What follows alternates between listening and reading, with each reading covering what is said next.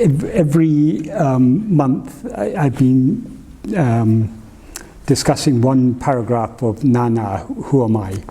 So this month it's the 13th paragraph, which is it's a very, very important paragraph because firstly Bhagavan explains, gives some very important ideas for the path of self-surrender, and also he explains how self-surrender can be complete only by means of self-investigation, atma-vichara. So ultimately, self-surrender and atma-vichara are one and the same thing. We can't surrender ourselves completely without investigating what we actually are, and we can't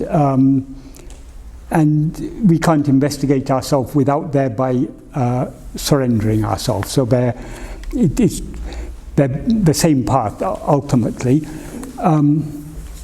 But generally, when people talk about self-surrender, the usual understanding of self-surrender is we're surrendering our will to the will of God.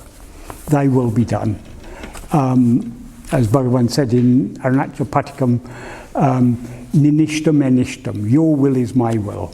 So we are giving up our will to the will of God. That is, we are accepting whatever happens is God's will. We accept that. That is the usual understanding of surrender, and that is a very important part of surrender. It's because the ego is like a general, and its army is its will. All its likes, dislikes, desires, attachments, hopes, fears, all these elements, all these aspects of its will are like the army. And so the general needs his army, and it's by his army that he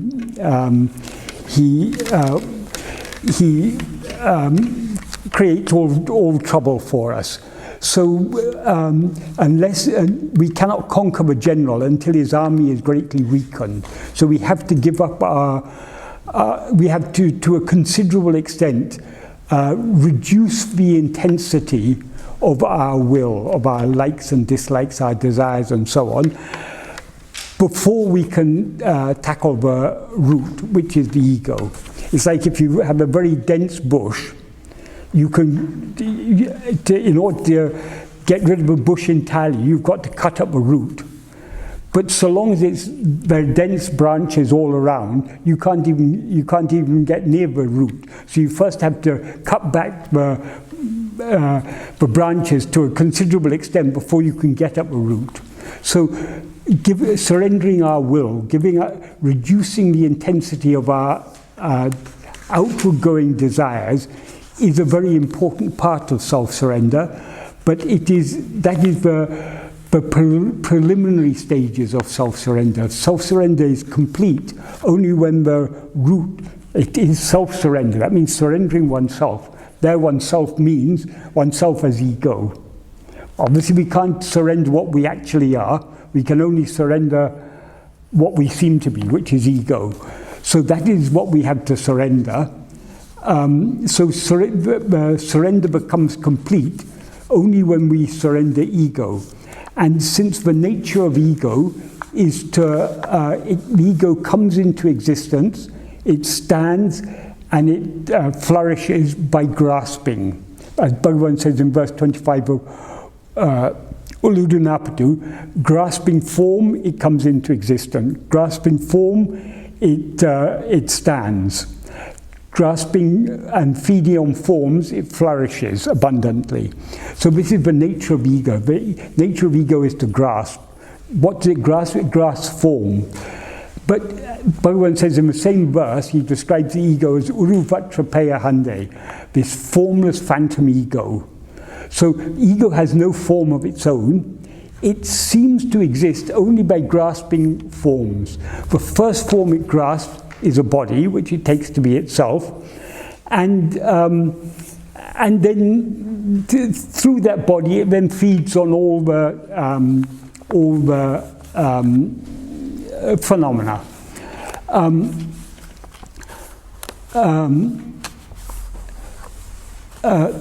Since it is a formless phantom, how it grasps things is by being aware of them. So by attending to anything other than ourselves, we are grasping that thing in our awareness, as it were. So long as we are aware of anything other than ourselves, we are feeding ego. So in order to surrender this ego, in order to eradicate this ego, we have to give up grasping anything other than ourselves. We have to grasp ourselves alone. And Bhagavan has revealed one very, very vitally important secret, which hasn't been explained so clearly, as far as I'm aware, in any other spiritual literature before Bhagavan. It may have been indirectly implied there, but Bhagavan was very, very specific. The nature of ego, it comes into existence by grasping other things. By being aware of anything, by attending to anything other than itself, it sustains its seeming existence.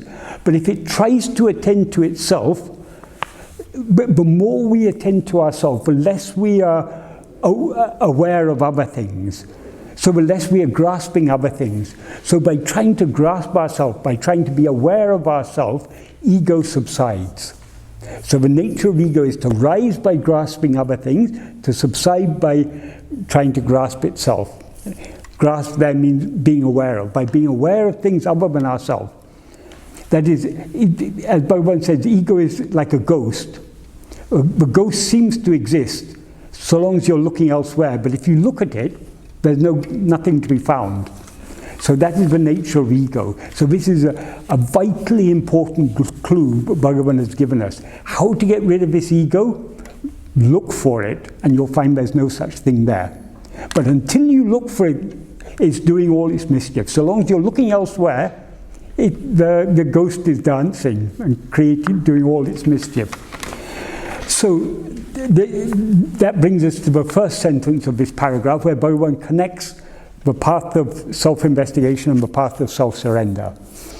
What he says in this sentence is, āṇma-cintaṉai tavira, vēṟu kiḷambuvadaṛku-c, iḍam-koḍāmal, aṭma-niṣṭhāparaṉ-āy, iruppadē, taṉṉai īśaṉukku aḻippadām. Aṭma-niṣṭhāparaṉ-āy, iruppadē means only being as aṭma-niṣṭhāparaṇ. Aṭma-niṣṭhāparaṇ means one who is, para means it's a Sanskrit word which means beyond. It also means extremely. So completely, we can take it in this sense. One who is completely, nishtha means fixed in. One who is completely fixed in or as oneself. So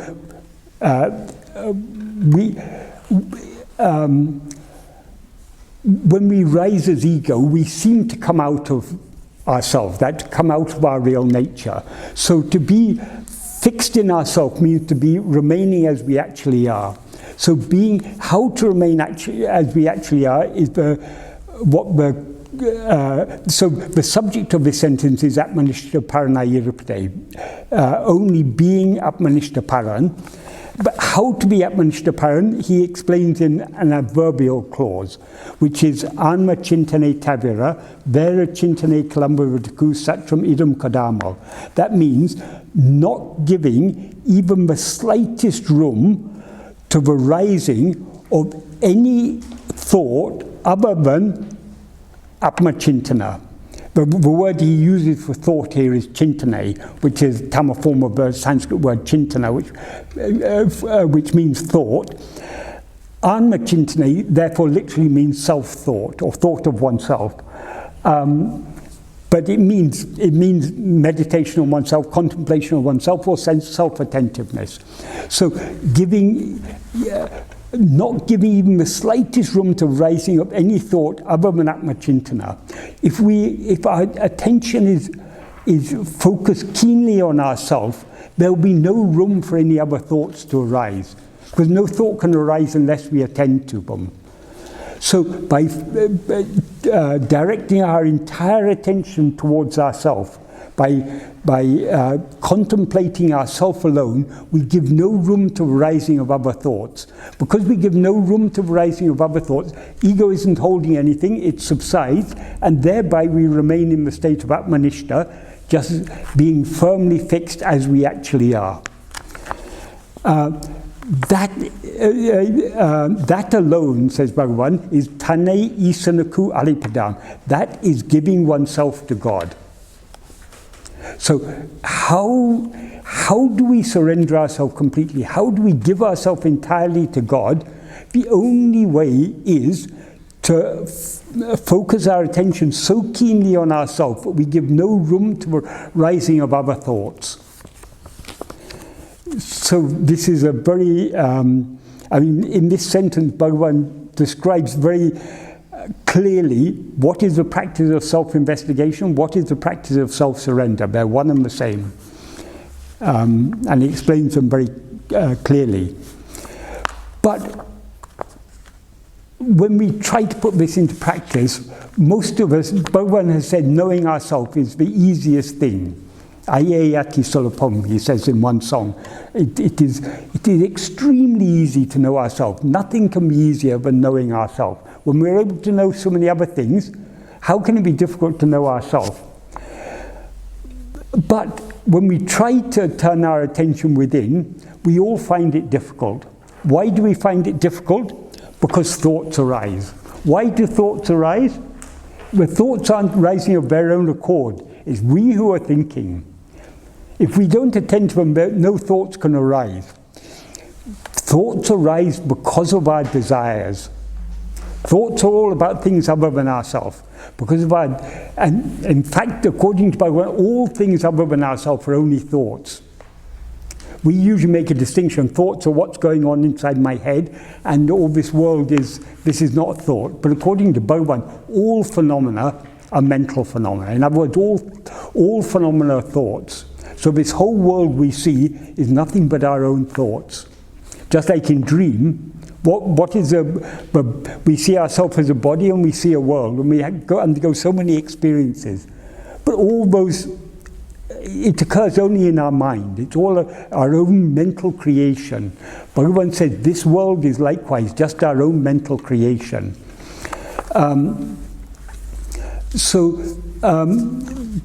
Why the world appears, why we rise as an ego, attach ourselves to project a body, attach ourselves to it as if it were ourselves, and through the five senses of his body project this world. It's all because of desire. Because we are seeking happiness outside ourselves. Ultimately, all efforts we make are directed towards happiness. We are all seeking happiness. Why are we seeking happiness? Because happiness is our real nature.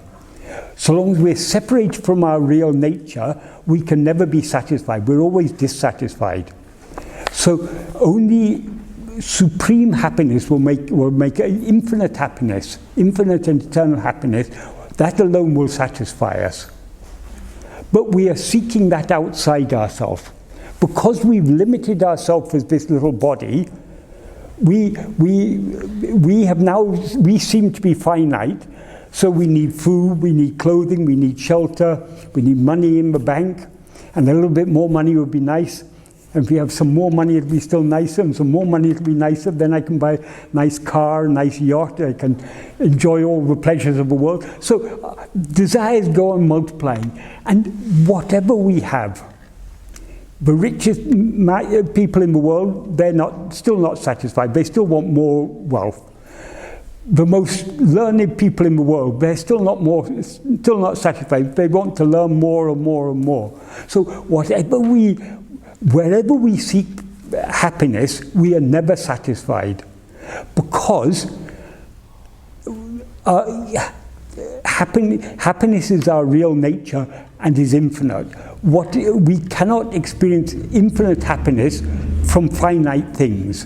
So we are seeking finite things, hoping to find the infinite happiness, but we actually are. So it's because of all our wrong belief that we can get happiness by experiencing all these things, and how we seem to experience happiness from phenomena. Because I have a desire, say, I like the taste of chocolate, so I desire chocolate. And when I eat chocolate, I feel very nice. Why do I feel nice? Because the desire for chocolate was agitating my mind. When I get the chocolate, I'm satisfied, briefly. And then I want more chocolate, or, okay, chocolate isn't really solving my problems, so I want something else. So we're always seeking. Every thought that rises in our mind, every word we speak, every action done by our body, it's all driven by this desire for happiness. So this is why thoughts rise, because we are seeking happiness outside ourselves. So we look out, this world is so interesting. So many interesting things happening. There's politics is going on, there's a big debate about Brexit, there's Trump doing all sorts of mischief in America, and there's Putin, and there's so many interesting things are going on. And there's football going on, and there's music going on. So many interesting things are there in this world. So who wants to turn within and just look at oneself?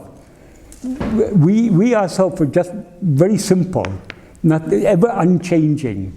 So long as we are under the delusion that we can get happiness from things outside, the world seems to be a very interesting place. In spite of all the trouble it causes us, we're still going out. And because of our liking to go outwards, it seems difficult to turn within. Though actually turning within, according to Bhagavan, is the easiest of all things. If we can think of other things, why can't we think of ourselves? If we can attend to other things, why can't we attend to ourselves? Because of our desire. So it is the desire that is driving our thoughts. So in the later sentences, Bhagavan gives us clues how to free ourselves from other desires. One of the reasons we think so many thoughts is because we experience ourselves as a person, as a body, we have certain physical needs. We need food, we need clothing, we need shelter. And we want other things also, in addition to these, because they think they will ensure that we will always have the basic needs of life. So we feel if I don't work, how will I pay the bills? How will I get my food? And we also have desire for human relationships. So we get married, we have children. We feel we have so many responsibilities. Who will look after my family if I don't look after them? Therefore, I have to work hard and do this and that. So we carry so much burden on our shoulders or on our head. Because we think so many things depend on us. According to Bhagavan, nothing depends on us. Whatever is to happen is going to happen as it's going to happen. Whether we like it or not, whether we try for it or not, or whether even if we try to avoid it, it's still going to happen. So we don't actually have to carry any burden. If we are destined to get 2 meals or 3 meals or whatever it is a day, we will get that. We can't get any more food than we are destined to get. We can't get any more clothing than we're destined to get. We can't have nothing we can experience that is not already destined. So actually we don't have to worry about any of these things. So in the next sentence, Bhagavan says, īśaṉpēril evlo bhārattai pōṭṭālum avar-aļavai-y-um avar vahittu-k-koļļugiṟār. That is, even though one places whatever amount of burden upon God, that entire amount he will bear. That means we don't have to carry any burden ourselves. We have no responsibility, according to Bhagavan. At all we have any responsibility, our responsibility is to surrender to him, to take the burden off our head and leave it to God to take care of. If we do so, we have fulfilled all our duties. God can look after us much better than we can look after ourselves. So why not just leave all the burden to him? And then in the next sentence he says, Sakala kāriyaṅgaḻai-y-um oru parameshwara shakti naḍatti-k-koṇḍirugiṟapaḍiyāl nāmum ādaku aḍaṅgi-y-irāmal ippaḍi-ceyya-vēṇḍum appaḍi-ceyya-vēṇḍum endru sada-cintaṉai. That means, since one parameshwara shakti is driving all kāryas. Kāryas means, it can mean all actions, it can mean, but it particularly means whatever needs to be done, whatever ought to be done, or whatever ought to happen, it's all being driven by him. So whatever is meant to happen in this world, it's all being made to happen by God. So when we, since such is the case, that means everything that's happening is happening according to God's will. When such is the case, nāmum ādaku aḍaṅgi-y-irāmal. Instead of we also yielding to it, instead of us yielding to that, letting things take their own course as God has planned them to take, ippaḍi-ceyya-vēṇḍum, appaḍi-ceyya-vēṇḍum. That means it's necessary to do like this, it's necessary to do like this. Endru sada-cintaṉai. Why is it necessary to be constantly thinking, I have to do this, I have to do that? Bhagavan doesn't actually say, I have to do this, but it's what's implied there. In Tamil, things are often said in a very impersonal way. So instead of saying, I have to do this, Bhagavan expresses it's necessary to do this. So we all think, yes, I have to work, I have to pay the bills, I have to do this, I have to do that. Who is that I who has to do all these things? It's the body, speech, and mind. Whatever actions the body, speech, and mind are meant to do, they will be made to do. That is the kāryas Bhagavan refers to when he says one parameshwara shakti is driving all these kāryas. So everything that we're meant, our body, speech, and mind are meant to do, they will be made to do. This is what Bhagavan says when Bhagavan left Madurai and came to Tiruvannāmalai. For some time his family didn't know where he was. But somehow word got back to Madurai that he was in Tiruvannāmalai living the life of a sadhu. So his family were very poor, so his mother couldn't immediately come. So there were some holidays coming up, so her eldest son, who was, because Bhagavan's father had passed away when he was 12, so the eldest son was the only earning member of the family. He brought his mother to see Bhagavan. At that time, Bhagavan was living on an eastern spur of Arunachala called Pabla-Kundru. There's a small temple there. It's sort of, you can quite, if you know Tiruvannāmalai, it's on the north side of the temple, a spur of the hill. So Bhagavan was staying there at the time. Bhagavan's mother and brother came there, and of course there were other people about. So Bhagavan's mother was pleading with Bhagavan.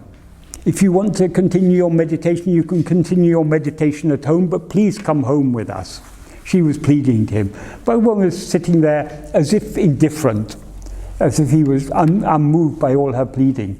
So the people who were there, they knew Bhagavan wasn't talking, hardly talking or not talking at all in those days. So finally someone said, Bhagavan, we know you don't want to talk. Well, in those days they weren't calling him Bhagavan, they said, Swami, we know you don't like to talk, but here's a pen and paper.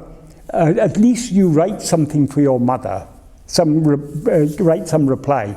Then Bhagavan wrote a note in which he said, Avarava prarabdha prakaram adakanavan āṅgaṅgi-y-irāmal.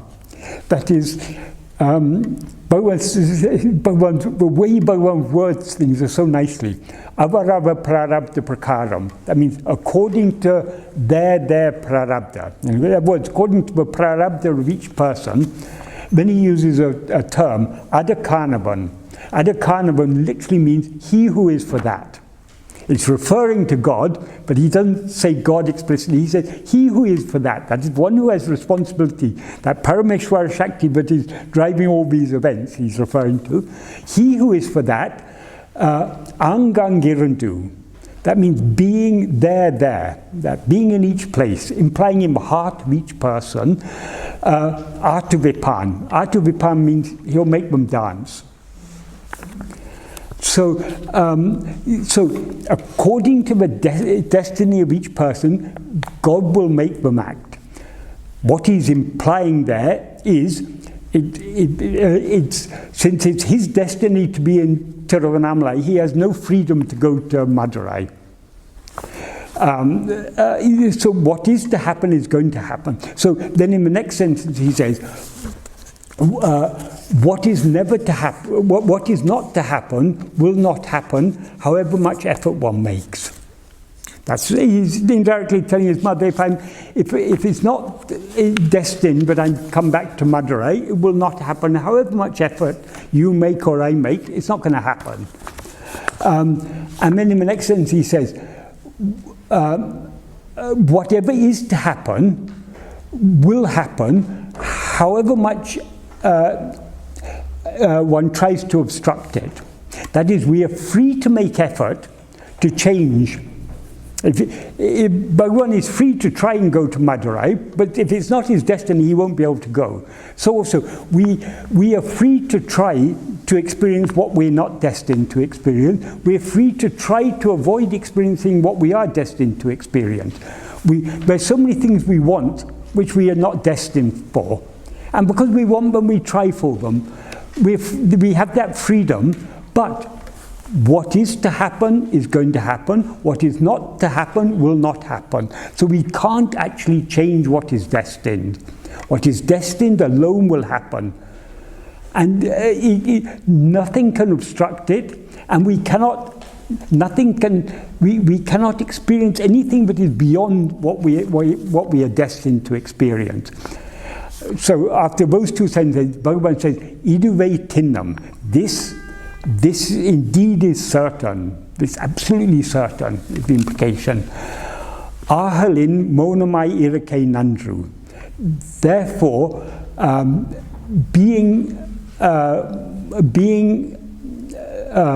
monamai irake means being as silent, or being silent, or silently being, can be taken either way, is good. In other words, let everything happen as it's meant to happen. Just keep quiet. That's what he says here, leaving the whole burden to God.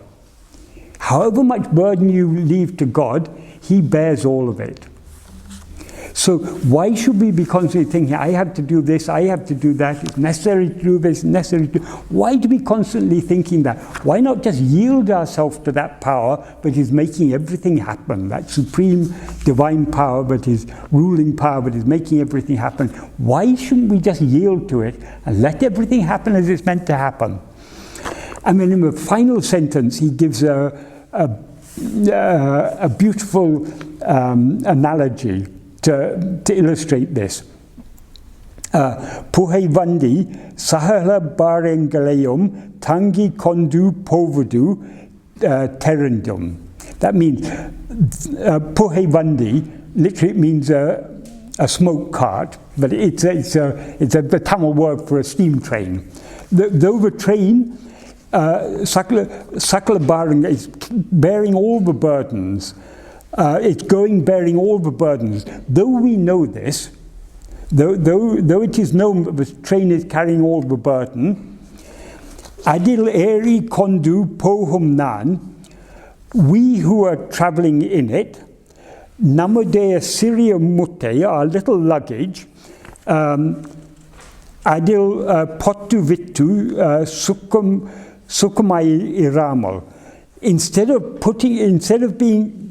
being happy, placing our small luggage on the train, Ade, the luggage, namadu taleyil, on our head, tāṅgi-k-koṇḍu ein kaṣṭa-p-paḍa-vēṇḍum. Why should we suffer carrying it on our head? That is, we know the train is carrying all the burden. Whether we carry our luggage on our head or put it on the seat beside us or on the luggage rack, well, our luggage is going to reach its destination and we're going to reach the destination. Why don't we just leave it on the train, sit back and enjoy the journey? Why should we carry it all on our head?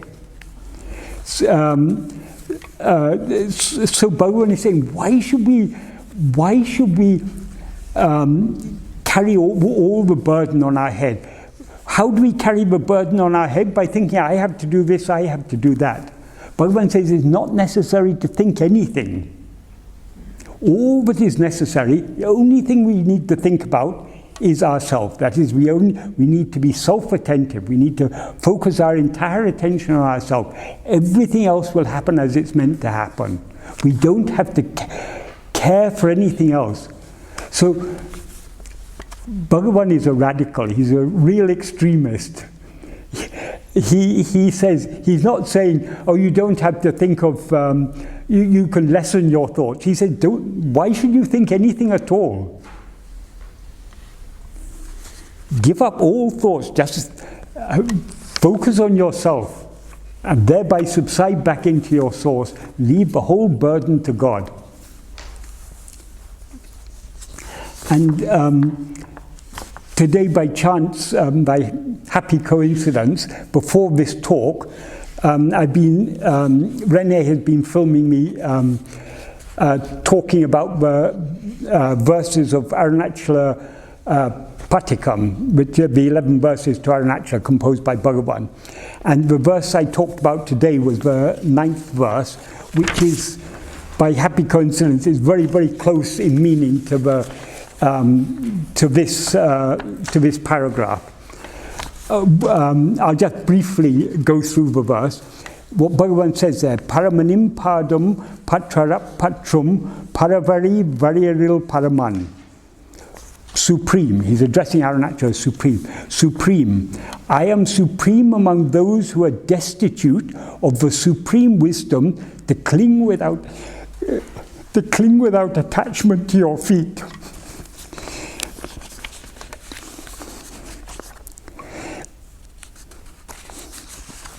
That is, it is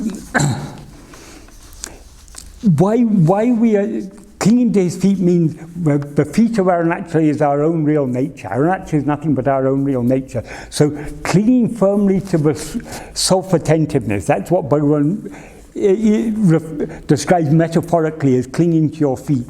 In order to cling to self-attentiveness, we've got to be free from attachment for other things. So long as we have the slightest attachments for other things, we're not going to cling firmly to ourselves. Our mind will keep on jumping out again. So we're all in this position. We're all in the position where we are not clinging without attachment to our own real nature. Why? Because we lack that para-ari, the supreme wisdom to do so. We don't have the wisdom to understand, but there's no need to be attached to anything else. All the happiness we are seeking lies within us. All we have to do is cling to ourselves. We don't have that discrimination, that viveka, that wisdom to know that. We're all in that boat. But Bhagavan says here, I am the supreme among those. So among all the people who lack such wisdom, I am the most foolish of all. Why? Because Arunachala has brought us to him. Bhagavan has brought us to him, brought us so close, and we've all read his teachings, we all know what his teachings are about, but still we lack the wisdom. So we are worse than the people out there who know nothing about Bhagavan's teachings. Our foolishness is worse. So Bhagavan describes himself as because Bhagavan is putting himself in our shoes here, saying, I am the supreme among those who are destitute of that supreme wisdom to cling to you, cling to your feet without attachment. And then in the next sentence he says, Barum unaku enna en paniai and en pani ara paniai. That means taking the burden as yours, may you order my activity to cease. Taking the burden as yours means taking responsibility, all my responsibility, the entire burden. We can't take it if we want, we can take it to mean the burden of our material life, but more importantly, the burden of our spiritual salvation. Taking that as yours, ordain that all my activity ceases. Activity, what is the root of all activity? Is our rising as ego. Because we rise ego, we get involved in all other activities. The first activity and the root of all activities is our rising. So when Bhagavan says, ordain or make all my activity ceases, he means make me cease rising as ego, is the implication. And then in the next sentence he says, Bharattai-p unaku edubarum, for you who bear, what is a burden? When he says for you who bear, the implication is who bear or who carry, support everything. So this is what he says in this second sentence of this 13th paragraph. Even though one places whatever amount of burden upon God, that entire amount he will bear. He's using the same word, barum. Barum means a burden, a load, responsibility, or whatever. For you who bear the responsibility for the whole world, for you who are the Parameshwara Shakti that is driving all activities, what is a burden for you? If I give my burden to you, it's no burden for you at all.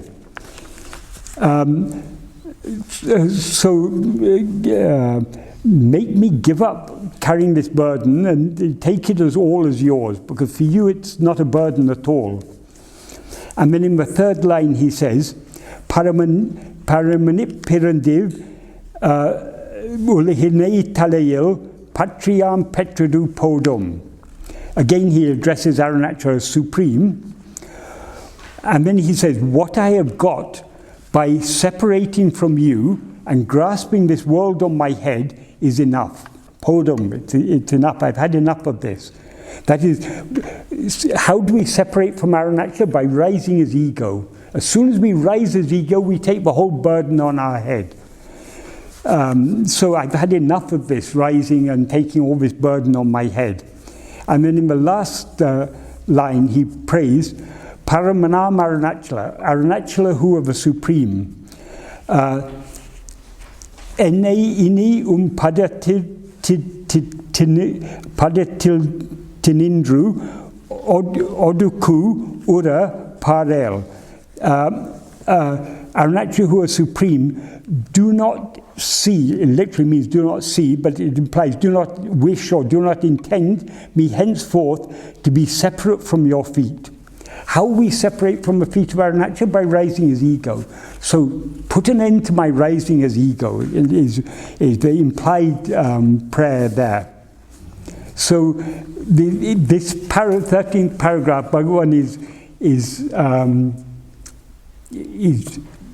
describing what is the real path of surrender, and in this verse he is praying for that state of, that is, even to surrender ourselves, we are unable to do without the help of Bhagavan. Because how we've come to this path, how we all have some interest in following Bhagavan's path. That interest, that Bhagavan has put a seed of interest, of love in our heart to follow his path. So Bhagavan used to say, grace is the beginning, the middle and the end. So it's grace that has started us on this path. It's grace that enables us to persevere in this path. And the final culmination is grace. So even to surrender ourselves is not possible without his grace. So that's why Bhagavan, in this verse, he's by implication, he's praying, enable me to surrender myself completely to you. Enable me to take this luggage from my head and put it on the train, and let me travel comfortably. So Bhagavan's path is actually, if we understand Bhagavan's path and follow it correctly, this is a very, very pleasant path. Bhagavan doesn't give us any burden to carry. Even the burden of our salvation, he said, leave it to me, I'll take care of it. But we can't just engage in all our worldly activities and think Bhagavan. We have to be ready to let go of everything, to surrender everything to him, to give up all our attachments. That's all that is required. And so, and people often say, oh, you've been following this path for 40 years, what benefit have you got? Are you self-realized? Why should we worry about self-realization? Let Bhagavan take care of our self-realization. The more we surrender to him, the happier we are. That's all we know. We don't know anything about supreme bliss yet. It's beyond us because we are still rising as ego. But the more we yield everything to Bhagavan, the more carefree we live our life, the more we are indifferent to everything, the more we just cling to his feet, which are ever shining in our heart as eye, the happier our life is. If we think of it, if we didn't know anything about Bhagavan's teachings, how much more miserable our life would have been. How could we bear all the misery of this world? Because when we look out, there's so much misery comes in the world in so many forms, and we all have our own problems in our life. But how we're able to bear those problems, we're able to bear them to the extent that we yield them to Bhagavan. In other words, we bear the difficulties of life by not bearing them at all, by leaving it to Bhagavan to bear them. So that is the path of self-surrender. So Bhagavan's path is the path of supreme bhakti, complete self-surrender. But self-surrender and the bhakti and jnana, they're inseparable. Bhagavan often used to say, bhakti is the mother of jnana. So if we're not ready to yield ourselves, if we're not ready to give ourselves wholeheartedly to Bhagavan, we can never attain jnana. So we are all on this path now of yielding ourselves to Bhagavan, yielding all our burden, and learning to be carefree in the midst of all the troubles of life. This is the path that Bhagavan has shown us. So he's given us such a pleasant path. If we find difficulty following this path, it's not that Bhagavan hasn't given us an easy path. We are making it difficult for ourselves. The more we let go, the more we yield, the easier this path will be. So all difficulties are created only by ourselves. We are responsible for all our difficulties. Yield to him, and even that burden will be taken off us.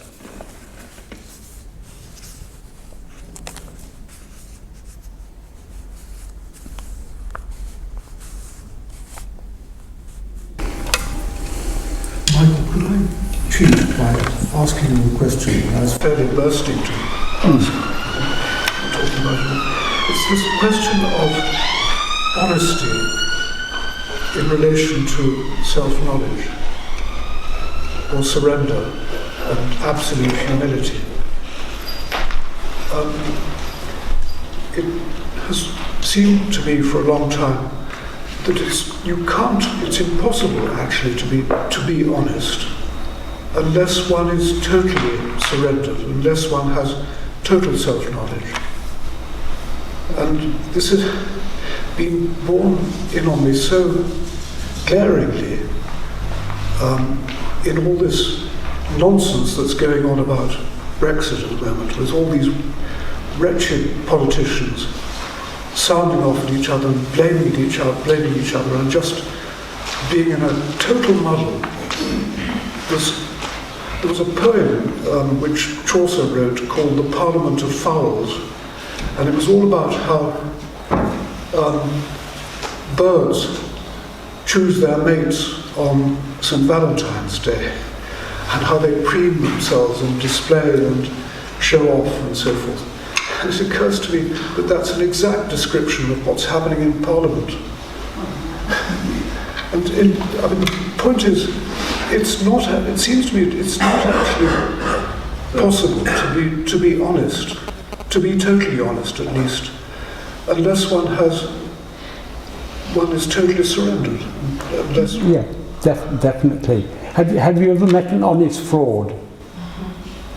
I ever met an honest fraud? Yes.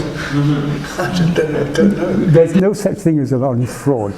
If a person is honest, they're not a fraud. If they're a fraud, they're not honest. So ego is a fraud. Yes, yes. Ego is not only deceiving others, it's deceiving itself. It is posing as if, I say, I am Michael. That is fraudulent. Yes. How can I be Michael? Michael is something that appears in waking and dream and disappears in sleep. And certainly there wasn't a Michael before 1955 when this body was supposedly born, and there's not going to be a Michael after a few years hence. Right. So how can I be Michael? The nature of ego is to always identify itself as I am this person, I am this body. That is deception, that is fraudulent. So yes, you're perfectly right. The only way, if we want to be honest, we have to surrender ourselves. Yeah. That's the only way. Absolutely. And there's just no two ways about it. No two ways about it. Ego is the biggest fraud. Yeah. And we are suffering, and we, ego, are suffering the consequences. Yeah. I suppose that's why we're here. Well, yes. Because of our own fraud. Yes. Yes. But I mean, it takes a long time to get to the bottom, to get rid of this fraud. Or it takes most people anyway, except for somebody like Bhagavan. Yes. Really. Well, we have to be willing to give up. We have to be willing to become honest. Yes. To be what we actually are. But we foolishly prefer to be this little person rather than to be the infinite, yes, pure self-awareness that we actually are. That's what it amounts to. Yeah. No one asked us to deceive ourselves like this. We ourselves choose to deceive ourselves. Well, I don't know if it's a willing choice. It's what we... Ultimately it is. Ultimately it's we have chosen to rise as ego. We can't blame anyone else. We can't blame Bhagavan. Bhagavan, why did you make me rise as ego? Bhagavan never asked us to rise as ego. So ego has to take responsibility for its own. That is why it has to surrender. Yes. But that's a slightly different point.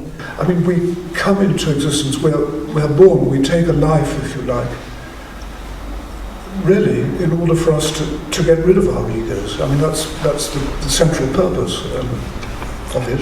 Yes.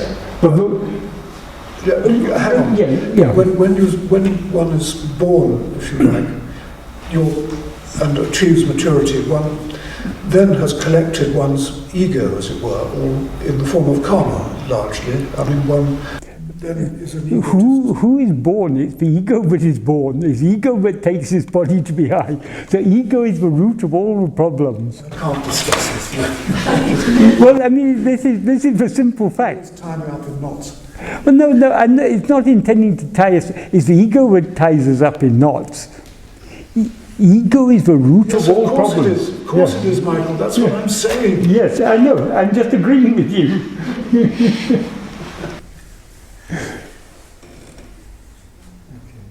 Thank you. So the only solution is complete surrender. Nizim wants to ask us. Yes. Hello, Michael. Nice to see you again. Michael, what was the bit that you said something about Bhagavan was implying silence, the only thing we can do in the end? silence means not rising as ego. That's not in this paragraph. I mean, it's implied here, but he said explicitly in the last sentence of a note to his mother, "Āhelim-monamai-ira-ke-nandru." Therefore, silently being, or being silent, is good. And did you say it was implied here? It's also implied here. Why should we be constantly thinking? It's necessary to do this, it's necessary to do that.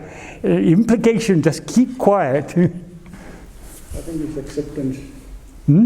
Acceptance. Acceptance, yes. Yes, yes, yes. Yeah. Yeah. The world around you, the world that exists, it appears through our senses. Yes.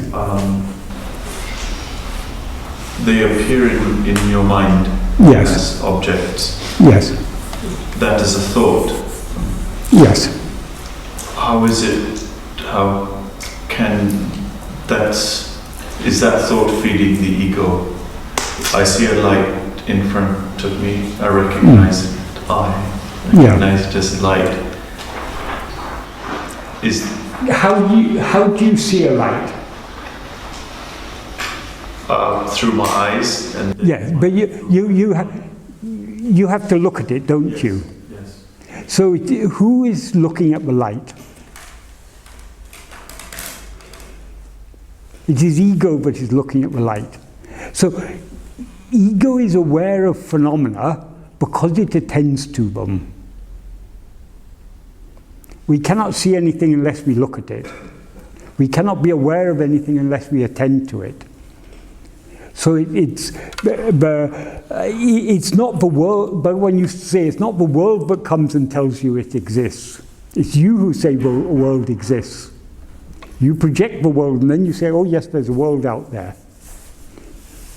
But according to Bhagavan, where is out there? This whole world is in your own mind. What does this world consist of? It consists of 5 types of sense knowledge. It consists of 5 kinds of sense data, whatever you want to call it. It consists of sights, it consists of sounds, it consists of taste, it consists of smells, and it consists of tactile sensations. Take away all those, where is any world? It appears to us, because we appear to be this body, because we mistake ourselves to be this body, the world seems to be outside us. When we are dreaming, the world we perceive in a dream seems to be outside us. But as soon as we wake up, as soon as our identification with that dream body is cut, the world no longer seems to be outside us. We recognize, oh, it was only our own, it was all in our own mind. Even if you sort of remove desires, weaken your desires, the senses still continue. But the thing is, we cannot remove desires. We can reduce desires. We can lessen the intensity of desires. We cannot get free of desires because desire is the very nature of ego. If you want to get rid of ego, if you want to get rid of desires, there's one price to be paid. Without paying that price, you can never get rid of desires. That price is to surrender the ego. So long as ego is there, there will be desire. In sleep, we have no desires. In sleep, we're quite happy. But desire comes along with ego. So all desire, all fear, all likes, dislikes, attachments, everything is for ego. Ego is the root of all the problems. This is the one thing Bhagavan is constantly stressing. Ego is the problem, and all problems are for ego. So if we want a solution, we have to have a solution for ego. Then only we can solve all problems. Any solution that doesn't involve getting rid of the ego is an imperfect solution. That to say you surrender, someone surrender, the surrender of the ego. Yep. The senses will continue. To whom?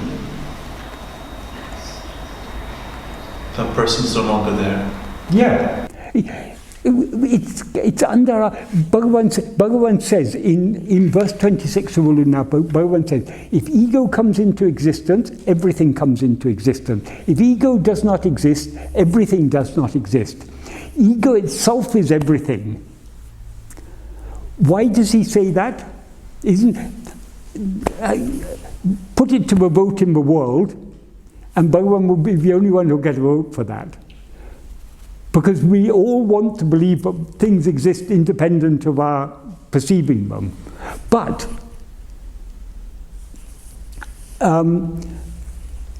it's actually our own experience. What he's saying, it seems very outrageous to say that everything exists only because I rise as ego. It seems what outrageous, absurd thing it is. But if we think about it, it's actually our experience. In sleep, are we perceiving anything through the senses? Is there any world? Is there any body? When we wake up, we say, oh yes, the body must have continued. And I asked my friends, and they said the world was there even when I was asleep, so it must be there. Those friends who tell us the world exists when we're asleep, they're themselves part of the world. It's only in the waking state. And which world are we talking about? Are we talking about this world or the world we saw in dream? If you ask anyone in your dream whether the world exists when you're asleep, they'll all tell you it does.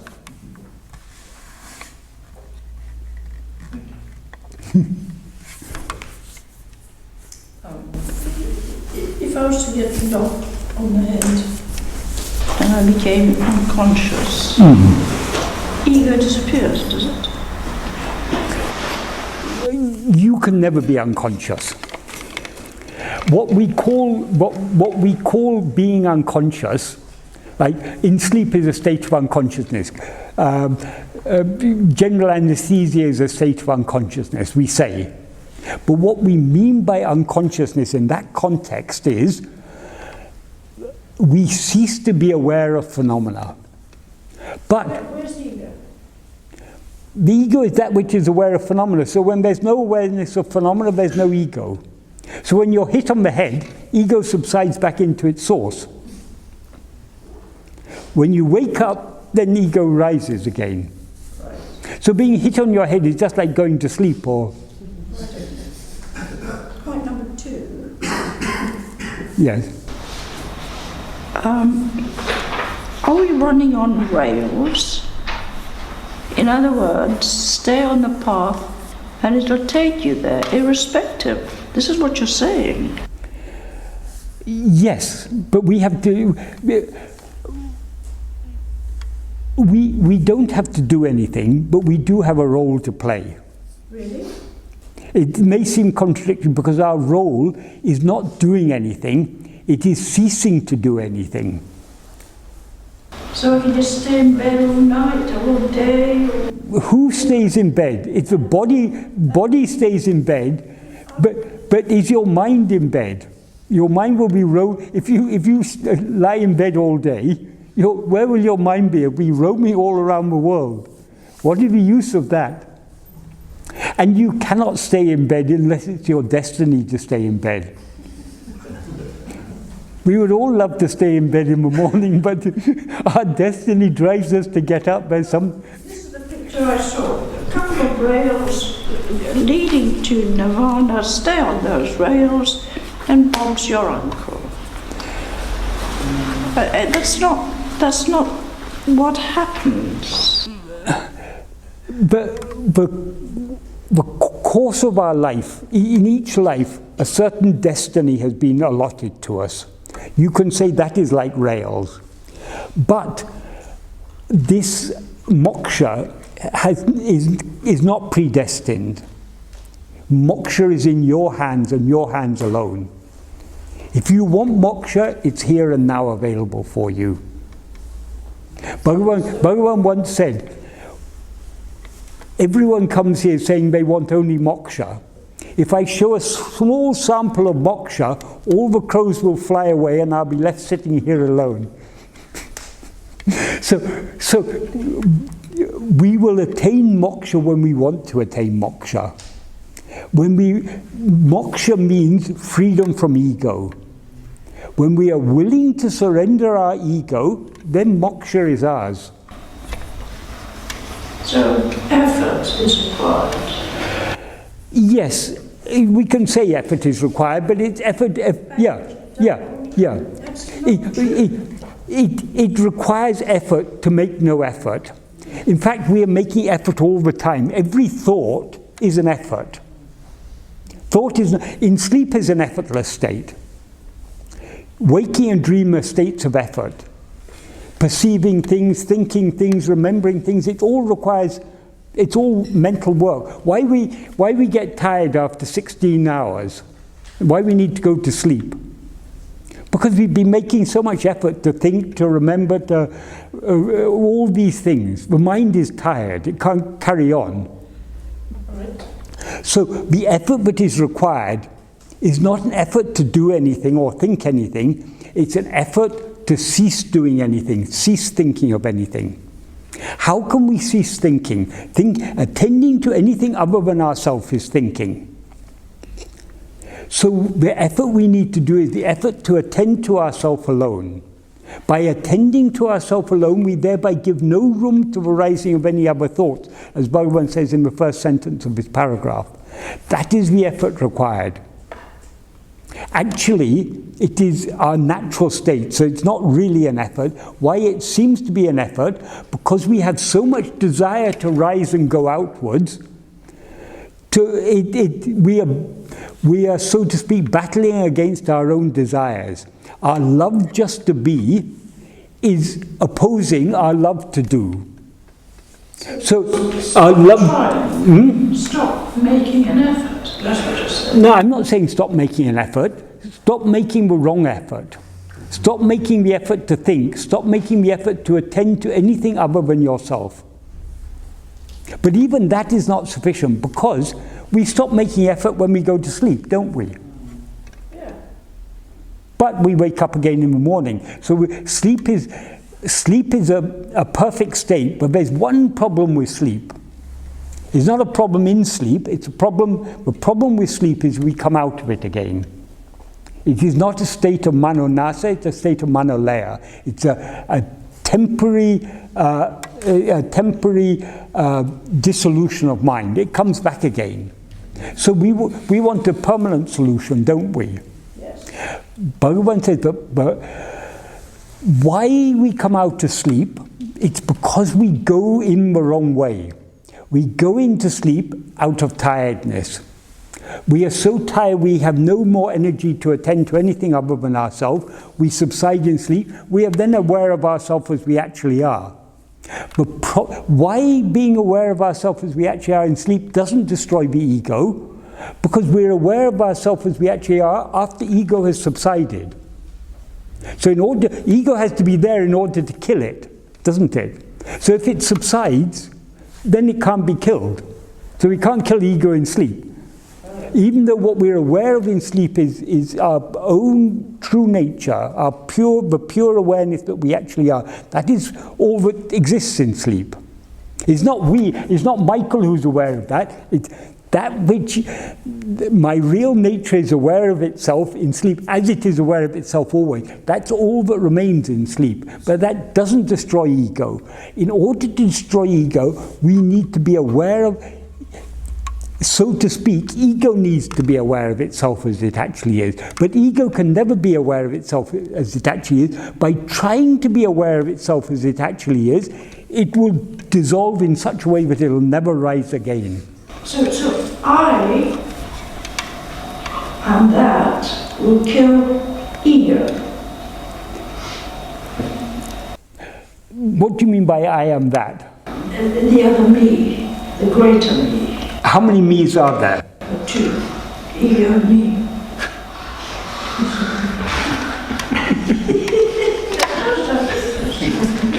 You walk right into that one. There's only one you. Supposing you walk along a path at night and you see a rope is there, you mistake it to be a snake. Yes. How many things are there? There's a snake. You say it's a snake, Bhagavan says it's a rope. Does that mean there are two things there? No, there's one. There's only one thing. So Bhagavan said there's only one me. But there's, can we, this is an important point, yes. There is only one me.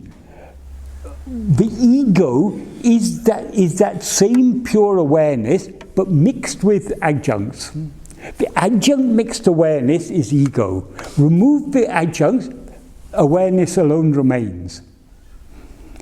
So it's not that there are two me's, there's only one me, but that one me, when it is when we misperceive ourselves, when we see ourselves as something other than what we actually are, that is ego.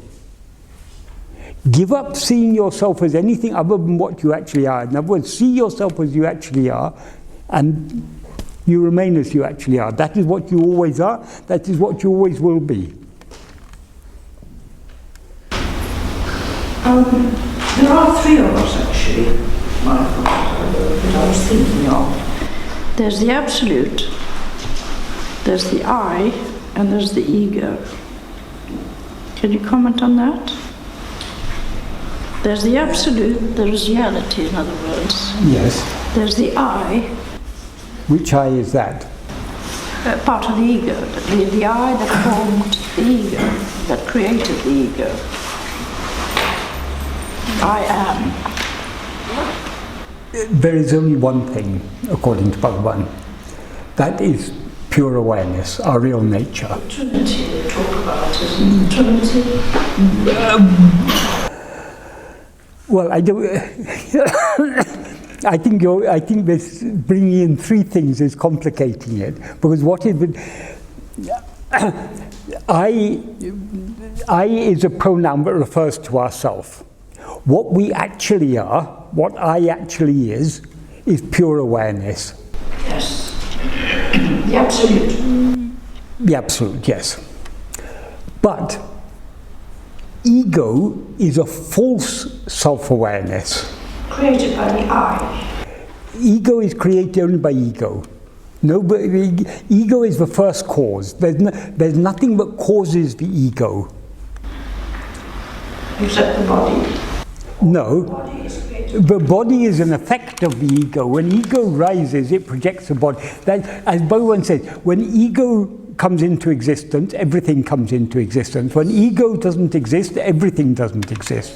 So that means ego is the starting point. That is the root cause, the first cause. So there's no cause for ego. If you try to, whenever anyone asks Bhagavan, why did the ego come into existence? Why did the ego ever rise? Bhagavan said, look and see whether it's risen. Because asking why the ego came into existence, it's like asking, why did the barren woman give birth to a child? If she's a barren woman, she didn't give birth to a child. If she gave birth to a child, she's not a barren woman. So the child of a barren woman doesn't exist. Ego is like the child of a barren woman. It doesn't actually exist. It seems to exist because we look elsewhere. We there means ego. When ego looks elsewhere, it seems to exist. When it looks at itself, it disappears, and what remains is pure self-awareness, which alone is real, which alone is what actually exists always. Because ego is nothing other than that real awareness. In actuality, but it's that it seems to be, it's something, what that pure awareness, what it seems to be in the view of ego is ego. That is, ego is a false self-awareness, an awareness of ourself as a body. If we investigate ourselves, we'll see we are not this body, we are just pure awareness. So we are only one, not two. There's only one I. There's I as it actually is. And the absolute, that's two. No, the I as it actually is the absolute. It's part of the absolute. It's not part of it. The absolute doesn't have... Something that has parts is not absolute. Absolute means it's beyond all parts, beyond all finitude. It alone exists. Bhagavan says, what actually exists is only Atma-swarupa. Atma-swarupa means the real nature of ourself. The real nature of ourself is what? Pure awareness. That's all that actually exists. It has no parts, it's indivisible, it's eternal, it's infinite. And there's an imposter in amongst that called the ego. Yes, but the imposter exists in whose view? In the view of pure awareness, there is no imposter. There's only pure awareness.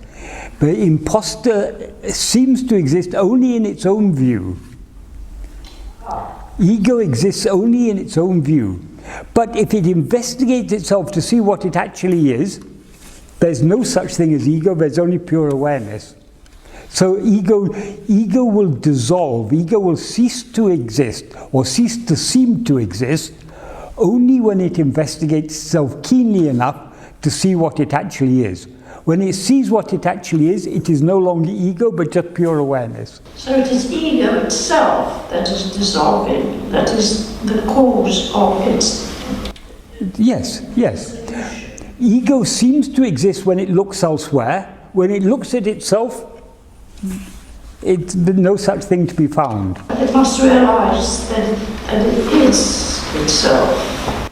Yeah, well, yes, but then what realizes? Because when ego realizes what it actually is, it's no longer ego, but what it actually is. And what it actually is was always aware of itself as it actually is. Is ego the same as the jiva? Yes. And I thought. Yes. So it's basically a separate entity that is separate from others. Yes, the perceiver, the subject, that which is aware of everything else, that is ego or jiva or I thought, whatever we want to call it.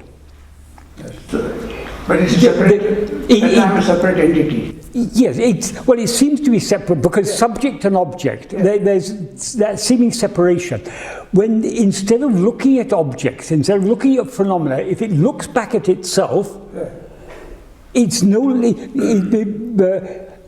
because it withdraws its attention from phenomena, they cease to appear. It sees only itself. When it sees only itself, what itself is just pure awareness.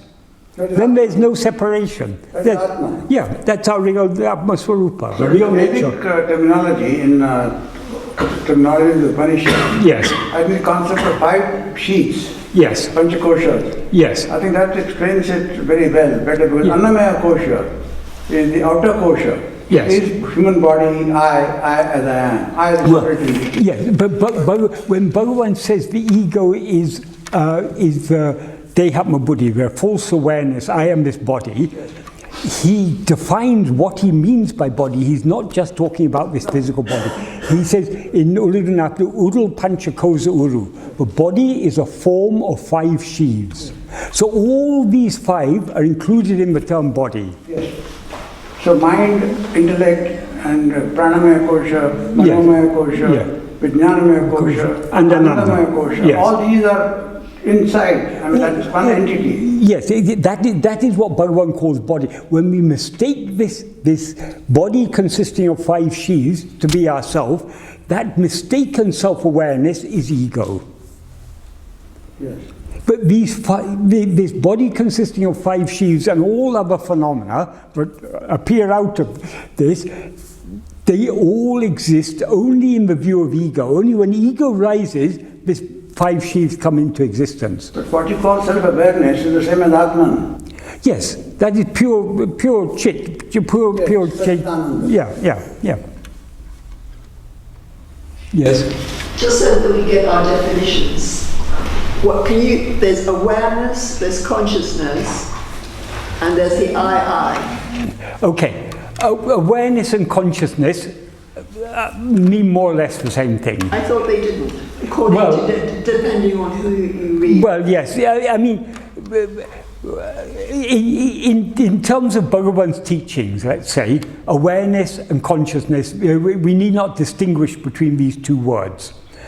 But what Bhagavan does distinguish between is real consciousness and consciousness of things.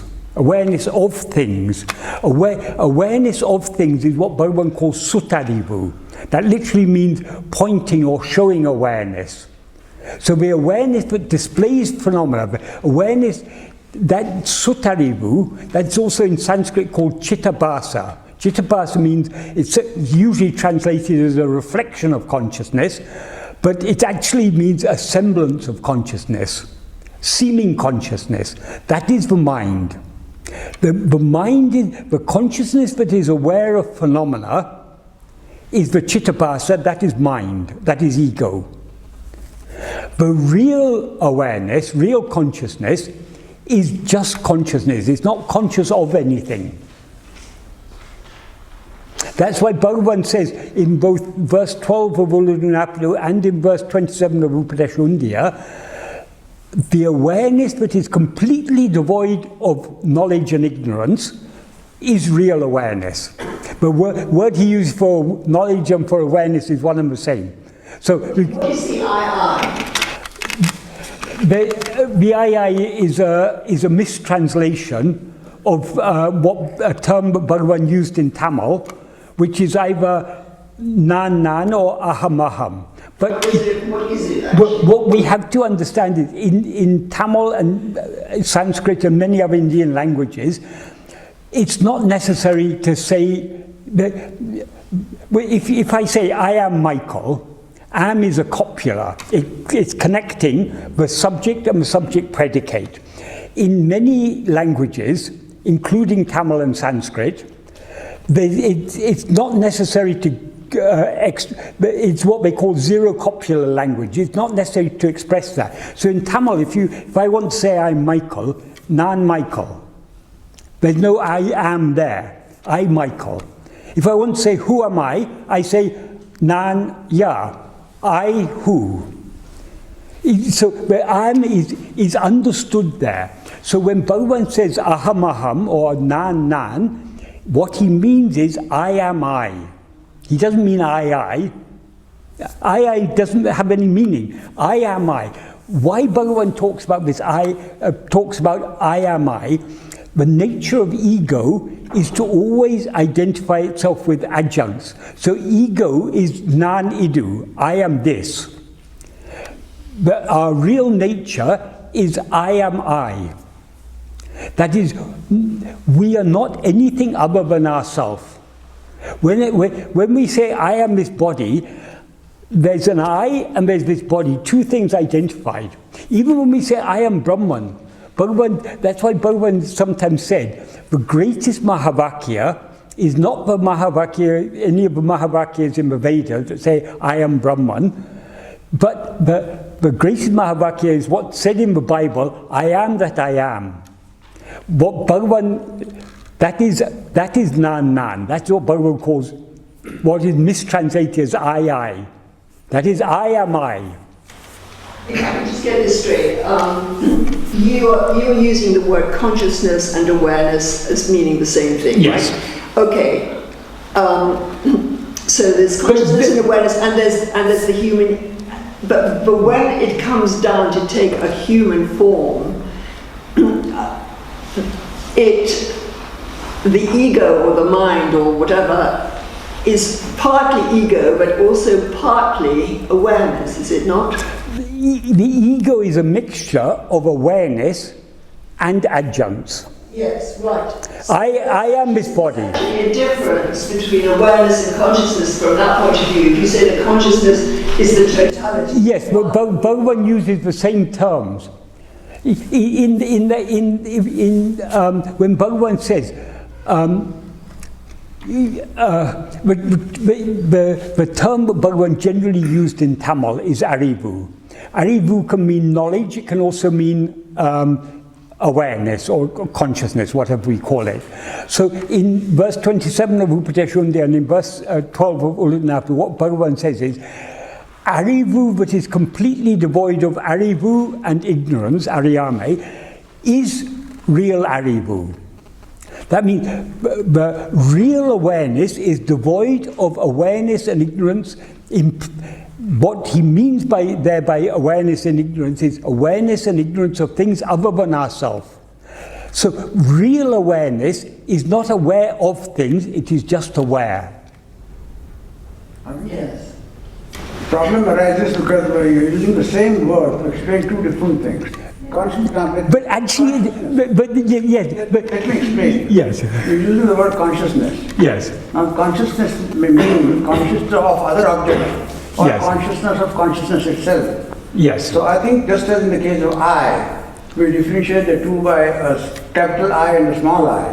Capital I is Brahman, or small I is Jiva. Similarly in consciousness, we should differentiate between consciousness, which is awareness, with capital C. That is consciousness of itself. Yes, but and consciousness of other objects. But then that would be, let me complete what I'm saying. Yes. That the other consciousness of other objects, you see, is awareness. When we talk of awareness, we normally give awareness of what? Awareness is not a gift, it's awareness of what? Yes. So that is the sensory awareness, it's awareness of objects. Yes. But the meaning in which you are using the word awareness is consciousness of itself. It is prajnanam brahma. That in the sense that consciousness by itself it's not of anything else. It is by itself, it is conscious of itself. Yes. So that is the difference Yes. between the word way we use consciousness in Yes. normal language and the word which is used in Vedic literature. That's why definition of prajnanam brahma. Brahma is consciousness. Yes. So that consciousness is different from the sense consciousness. Yes. So Yes. I is basically Brahman or Yes. Atman. Yes. And so that I think because we use the same word to use different meanings. There's a reason for this. It's not just about the words. It's a distinction between mind and between ego and our real nature is a subtle distinction. Bhagavan sometimes in day by day, in a couple of places in day by day, people ask Bhagavan, what's the difference between mind and Atma-swarupa? Bhagavan said, when turned outwards, it is mind. When turned inwards, it is Atma-swarupa. It's the same thing. There's no difference. So there are no two consciousnesses. There's only one consciousness. But that one consciousness, when it remains as it is, that is prajnanam, that is Brahman, that is... When it rises, identifying itself with body and perceiving other things, that is... Sometimes it's appropriate to use these terms to distinguish it. So in Sanskrit, how it's distinguished is chit is the pure awareness, chidabhasa is the seeming awareness. But actually, chitabhasa is chitabhasa so long as it's looking outwards, so long as it's aware of phenomena, is chitabhasa. The same chitabhasa, when it turns back on itself, it remains as chit. There are no two things there. There's only one thing. Yes, but when it remains as it is, as it always is, we call it chit. When it rises to be aware of other things, we call it chitabhasa. In Tamil, the term, Bhagavan also used these words chit and chitabhasa. He used that distinction in Tamil. And another distinction he used in Tamil, using just Tamil words, is Sutarivu. Sutarivu means the awareness of things, the showing awareness. In other words, awareness of phenomena. And Sutatra Arivu. Arivu which is devoid of pointing, devoid of showing. In other words, the pure awareness. But they're actually one and the same awareness. Because if the chitabhasa turns back towards itself to see, it's chitabhasa so long as it's aware of phenomena. When it turns back to see who is aware of phenomena, it ceases to be chitabhasa and remains as chit. So though it may seem confusing, but the same word is used, the same word is used for a good reason, because it's actually the same thing. There's only one thing there. There's not a snake and a rope. There's only one thing. The rope seems to be a snake. The pure awareness seems to be the chittarivu. Sorry, the chittabhasa. So it's a subtle distinction, but the reason for the subtle distinction becomes clear to the extent to which we put what Bhagavan says into practice. Because we can see, we are only one. Bhagavan says, being one is the experience of everyone. When we are turned outwards, we're aware of all these phenomena. To the extent that we turn within, we remain just as pure awareness. We actually have, to illustrate it in a simple way, we're now facing outwards. We've got to, our aim is to turn 180 degrees back to face ourselves. We're facing other things, we want to face ourselves. When we're practicing, we may be turning 10 degrees, 20 degrees, 30 degrees, 120 degrees, even up to 179 degrees, there's still a lingering awareness of phenomena. Only when we turn the full 180 degrees, our phenomena completely excluded from our awareness. That is what Bhagavan describes in this first sentence as giving no room to the rising of other thoughts. When our attention is turned wholly towards ourselves, then ego is destroyed once and for all. So, but we're all still at the stage of practice. So we may be turning 10 degrees, 20 degrees, we don't know. But the deeper and deeper we go within, the clearer and clearer it will be. But there is no distinction between, but what seems to be ego is actually our real nature. It seems to be ego because it's facing outwards. Turn it back within, and there's no such thing as ego. There's only our pure awareness. But as soon as we get into, you were saying we can use capital C and small c, capital I, small I.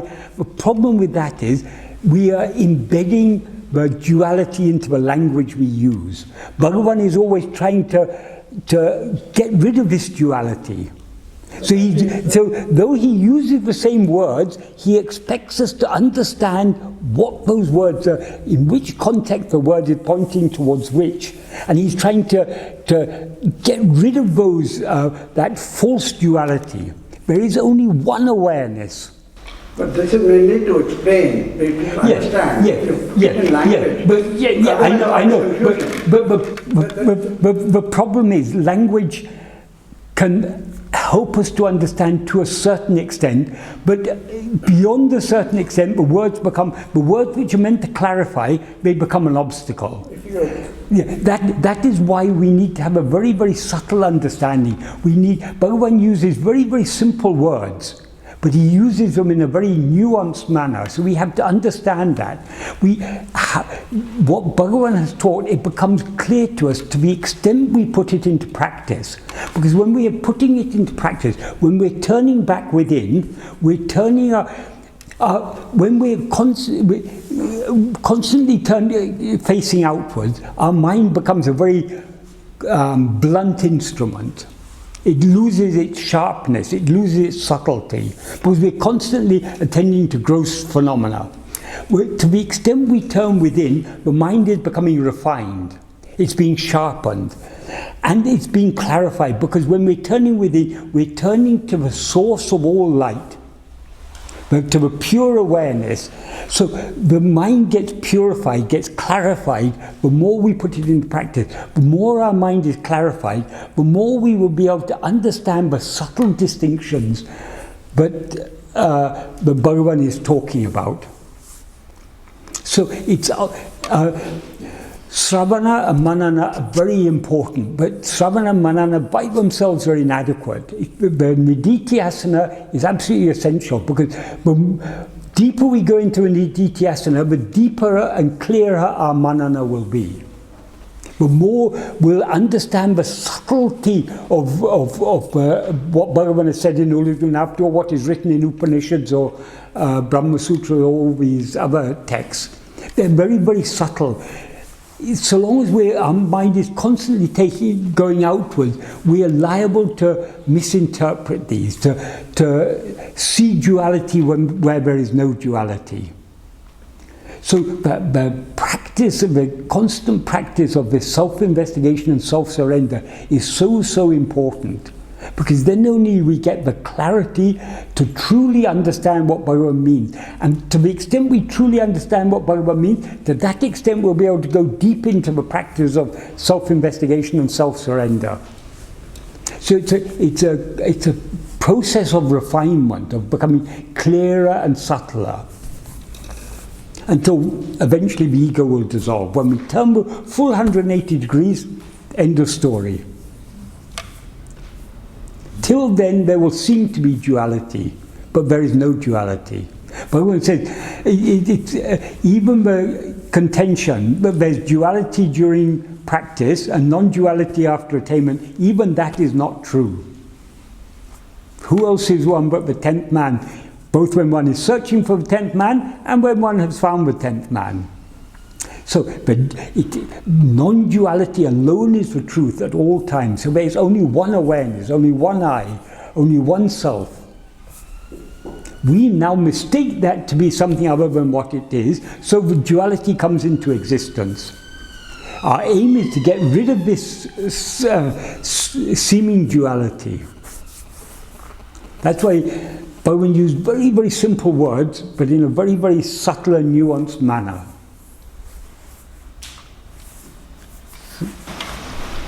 Can I ask something? Yes. The most difficult thing to get rid of is the I am the body idea. It's so deeply ingrained in us that it can really surprise you at odd times. You know, when you think you're over it, it comes back to you. Say somebody dies, and then you're shocked, or you grieve, and you grieve because you think they're the body. But what does Bhagavan have to say, apart from self-inquiry? Of course, you can ask, to whom is this shock happening, or the grief? But it is so deeply ingrained in us. Yes. Sorry. But the I am the body idea, though Bhagavan calls it an idea or a thought, he's using the thought. It's not just a superficial thought. That I am the body idea, that is ego. The nature of ego is to be aware of itself as I am this body. So it's our actual experience. It's the basis of all our experience. So self-investigation and self-surrender, they are the only way to get rid of it. And as I say, it's a process. The more we practice this, the clearer it will become, the more we'll get detachment. Of course, when someone we love passes away, we're all affected. We wouldn't be human if we weren't affected. But in spite of our being affected, there will be an inner detachment. So this path, in a certain sense, this path becomes easier and easier as we go along. Because the deeper we go into this path, the more detached we become, the more we are able to separate ourselves. Of course, we still feel pain, we still feel all these things, but we're able to feel them from a distance. There's less identification with that grief. Grief is, obviously when someone dear to us passes away, we all feel grief. But the grief is intense to the extent that we identify ourselves with that. To the extent that we are able to separate. Why we grieve about when other people pass away? Because we take ourselves to be this body, we think that person is that body. So when that body passes away, we are separated from that person. The root of the problem is our own dehatma buddhi, our own identification with our body. So that is, we have to create that separation. We have to begin to view our own body with detachment. And our prarabdha is actually making that easier, because we all suffer in one way or other. We all have our aches and pains, and body has ailments, and there's so many, in so many ways we suffer in life. But all these sufferings that we're given in our prarabdha, they're all to teach us detachment. Because all these things, all the pleasures and pains of life, they affect us. Why? Because of our attachment, because of our likes and dislikes. If we had no likes or dislikes, there would be nothing would be painful for us. A pain is a pain because we don't like it. When Bhagavan had that sarcoma, that's a cancer growing on the nerve, and when it was operated, and it was intense pain. When people asked Bhagavan, don't you feel pain? Bhagavan said, yes, there is pain. It's like if you crush 1,000 chilies and rub it in that wound, it's like that. But that pain is not other than me. That is, he was able, because he was so detached from the body, the pain was there, but it wasn't painful. He was the sensation was there, but because he was free of likes and dislikes, it didn't affect him at all. That is, so we have to have that type of detachment, that type of inner detachment. But Bhagavan, who is so detached from the pain in his own body, sometimes when people came to him and told about some bereavement or something, Bhagavan would shed tears, because he's just like a mirror. Because he has no attachment of his own, he's able to fully feel the pain of others. So Bhagavan says we cannot understand with our mind. That's interesting, also.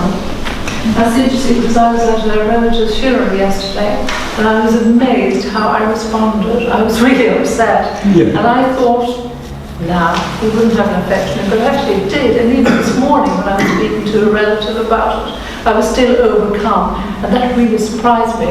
Yes, yes. Well, often we are, often when we're following this path, it seems to us that we're achieving a certain degree of detachment. Then Bhagavan will show us still how attached we are.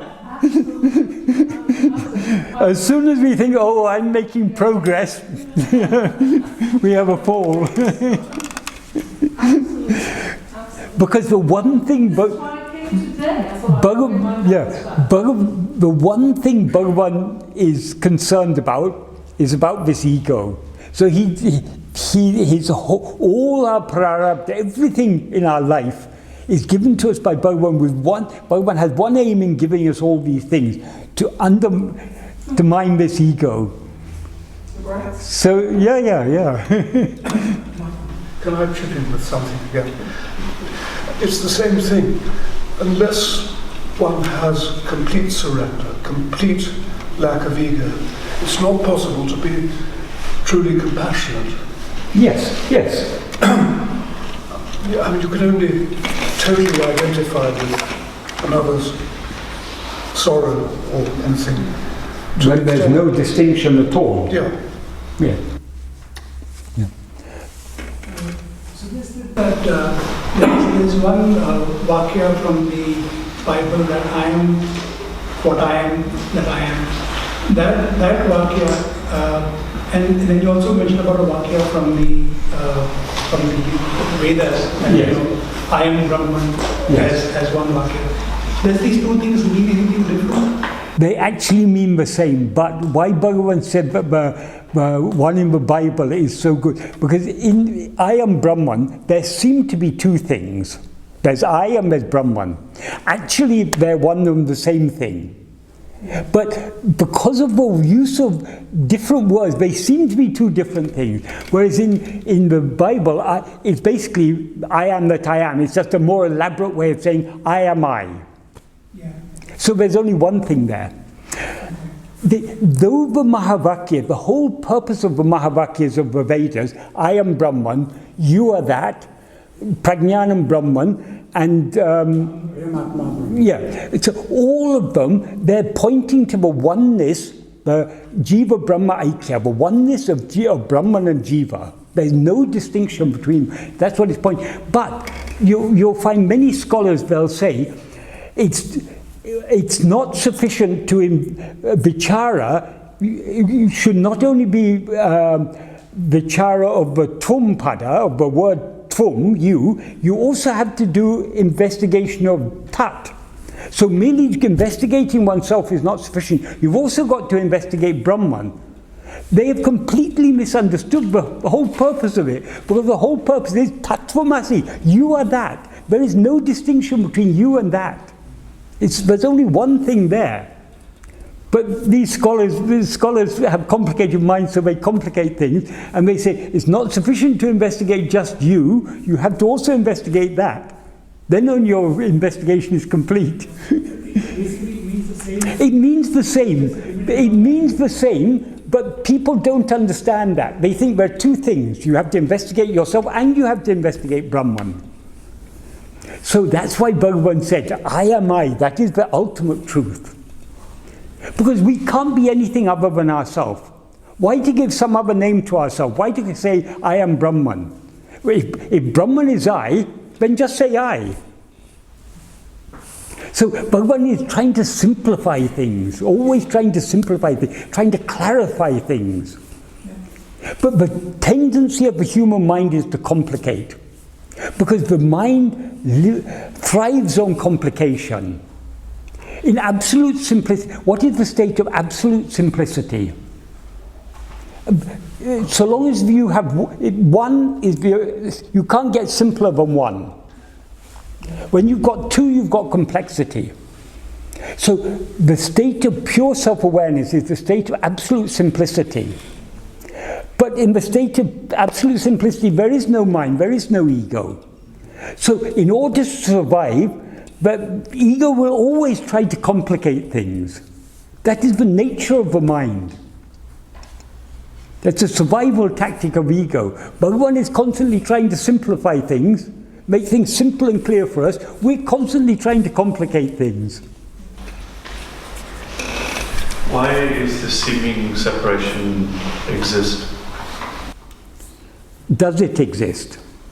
They seem... Yeah, okay, it seems to exist. There seems to be separation when you're looking outwards. In sleep, is there any separation? No. So the problem is our looking outwards. Rather than asking why, just look back within and see that there is no separation. That's why Bhagavan said, people who ask, how did Maya come into existence? Why does Maya exist? Bhagavan said that's a wrong question. That's like asking, why was the child born to a barren woman? How was the child born to a barren woman? It's a meaningless question. Maya means ma, that which is not, she who is not. So to ask, why does non-existence exist? How does non-existence come into existence? So ego is Maya, ego is non-existent. It seems to exist only because we're looking outwards. Look back within and you'll see there's no such thing. So the questions how and why, Bhagavan said they're inappropriate questions. The appropriate questions is who or what? Who am I? What am I?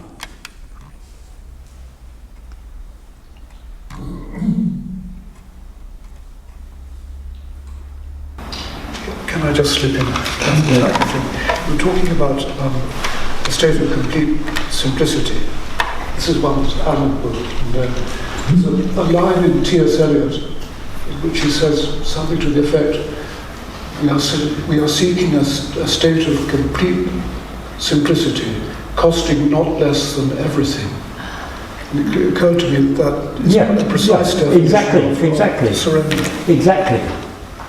But when you sacrifice everything for that state of of perfect simplicity, then you find that simplicity is everything, not everything in the sense of many things, but everything in the sense of the only thing. It's all there is.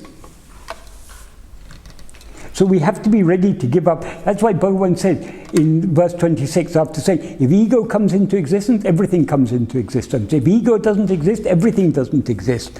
Ego itself is everything. Therefore, investigating what it is giving up everything. You're preaching to the converted. Yeah. But, well, yes. But I'm preaching to myself. I'm converted, but I still continue preaching to myself, because if we don't constantly remind ourselves of this, then our mind starts going out again. We start getting caught up in all this. So why it is constant repetition? Why we don't have to read big volumes? Just a few small, Bhagavan's written a few small texts. If we read these very deeply, think about them deeply, put them, churn over and over in our mind, try to put them into practice. This is the way to go deep into this path. In the new book, it's been published by the ashram, I can't think of the title. Murugan's commentary on Aksharam. Yeah. It clearly says that the problem of removing the ego has become convoluted. So many different ways and approaches, and it suggests that the best method is to pray to our natural for the removal of the ego. Yes. Well, that's what Bhagavan does in the 5 hymns. But Bhagavan said, what is the most powerful prayer of all? Surrender.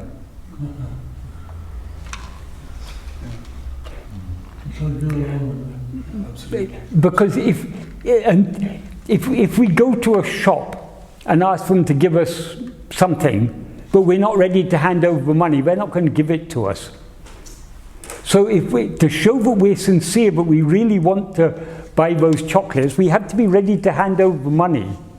So we have to, there's no use in telling Bhagavan, I want moksha, please give me moksha, please give me moksha. If we're not ready to surrender ourselves, all our asking for moksha is we are deluding ourselves and trying to delude Bhagavan. Bhagavan isn't deluded by it. He will only part with moksha. He will only hand over moksha to us when we pay the price. The price is the ego. So we have to be ready to hand that over.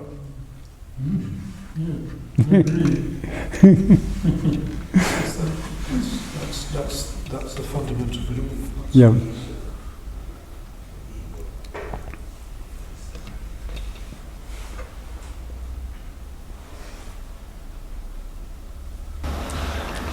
We have to be ready to hand over our ego. That's the price to pay.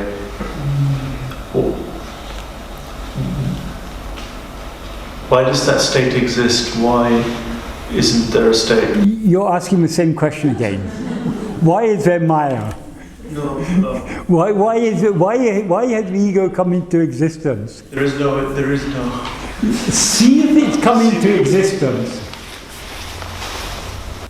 That's why Bhagavan sometimes said, when people ask, Bhagavan said, if people ask Bhagavan, why has this ego come? Why is this mind? Bhagavan said, go and find the mind and bring it to me, and then I'll explain.